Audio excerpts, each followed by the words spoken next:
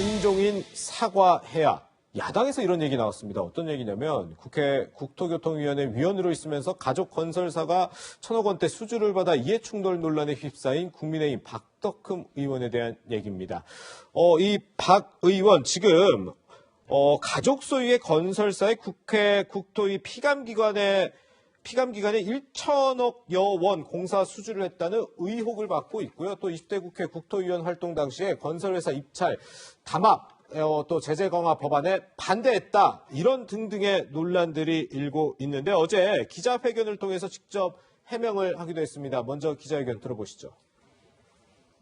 문제가 제기된 서울시 국정감사에 있었던 2015년 당시 정부에서도 건설 신기술의 필요성을 인식하고 그 활용을 적극 장려했던 그런 시기였습니다. 그런데 서울시 국정감사가 있기 한 달 전인 2015년 9월경 신기술협회에서 저희 의원실을 찾아와서 신기술 발주가 줄고 있다는 애로사항을 이야기한 것이 계기가 돼서 그 직후에 서울시 국정감사에서 신기술 활용을 촉구하는 취지의 발언을 했던 것뿐입니다. 게다가 당시 서울시장은 더불어민주당 박원순 시장으로 여당 국회의원 회사를 위하여 불법을 눈감아주거나 불법을 지시할 시장님이 아니라는 사실은 많은 국민들이 더 잘 아실 것입니다. 글쎄요, 전재현 변호사님. 이 해명을 하면서 박원순 서울시장을 또 언급하네요.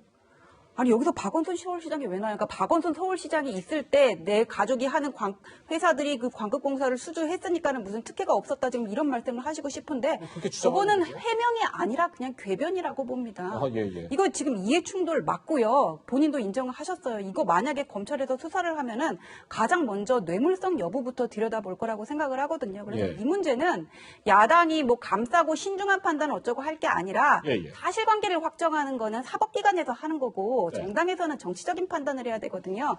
이걸 안고 갈지 어느 타이밍에 어떻게 도려낼지를 빨리 판단해야 된다고 봅니다. 네, 일단 박덕흠 의원의 입장에서는 어제 기자회견을 통해서 해명을 하면서 오히려 매출이 떨어졌다라는 취지로 이제 해명을 했거든요.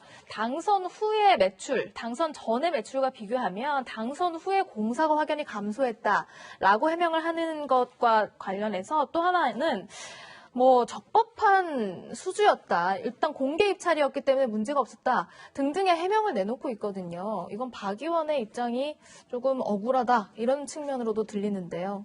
오늘 한겨레신문 일면 제목이 건설업계가 실소를 금치 못했다. 이거였던 걸로 제가 기억을 하는데요. 지금 이제 공개 경쟁 입찰을 했다고 얘기하는데 보도 나온 걸 보면 LH공사에서 제한 입찰이나 아니면은 수의 계약한 것만 해도 한 470억 원 정도가 된다. 이렇게 얘기를 하고 있는 상황이잖아요.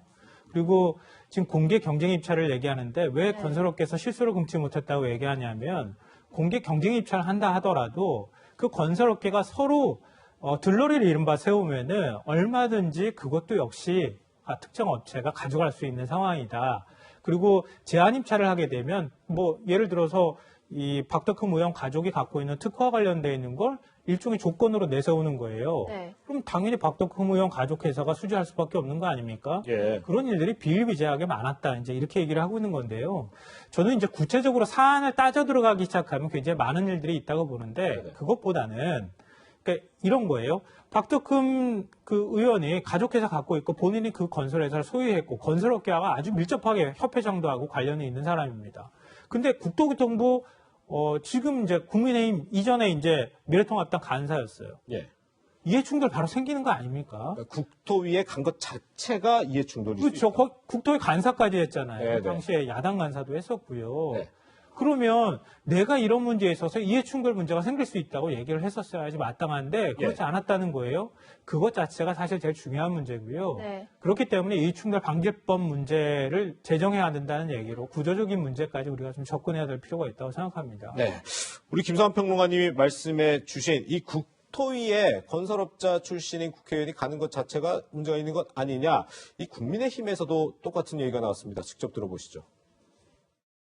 박덕흠 사건 있잖아요. 이런 거 터질 때 적어도 당대표는 사과해야 된다고 봐요. 명확히 확인된 팩트는 건설업을 하는 분이 국토위를 또 5년간 했다. 간사도 했다. 이건 국민들이 볼 때 납득이 잘 안 되잖아요. 이거는 당이 시켜준 거란 말이에요. 당이. 본인이 원해도 당이 안 시켜주면 안 되는 건데 이제 이런 부분들은 지도부가 신속히 사과를 하고 네, 하태경 의원은 거기에다 김종인 비상대책위원장 등 지도부가 사과를 해야 한다 이런 얘기까지도 했는데 이 국토위에서 활동을 한 것, 문제가 된 것, 과거에도 이게 있었더라고. 이게 건설사 쪽을 너무 대변을 하다 보니까 다른 당 의원이 좀 업계이익 대변 좀 하지 마라.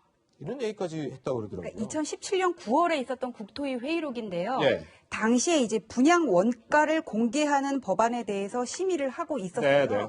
근데 여기에 대해서 이제 박덕흠 의원이 업계의 입장을 대변하는 쪽에 서니까는 여기에 대해서 그 분양 원가를 공개해 버리면은 업계는 오히려 불이익을 받는 거잖아요. 그러니까 국민의당의 당시 정동영 의원이 여기는 업계의 이익을 대변하는 데는 아니라고 생각합니다. 이렇게 질책했던 저 녹취록이 공개가 됐거든요. 네, 네. 이 문제는 뭐 어떻게 법적인 판단으로 오래 갈 거는 아니라고 보고요. 어차피 이게 선악대결로 가면은 지금의 야당이 민주당보다 별로 유리할 건 없다고 봐요. 아까 제가 추미애 장관 공세 지나치면 안 된다고 얘기를 했는데 이렇게 바로 역공당하는 일이 생겨버린 거거든요. 예, 예. 그래서 이 문제는 적정하게 잘라야 되고 어차피 정치라는 거는 대안으로만 가는 게 아니라 감성적인 부분이 많이 좌우를 하거든요. 예. 그래서 지금의 야당이 여당에 대해서 공정과 정의를 얘기하기 위해서는 더 깨끗해야 된다고 봅니다. 현명한 결정하세요.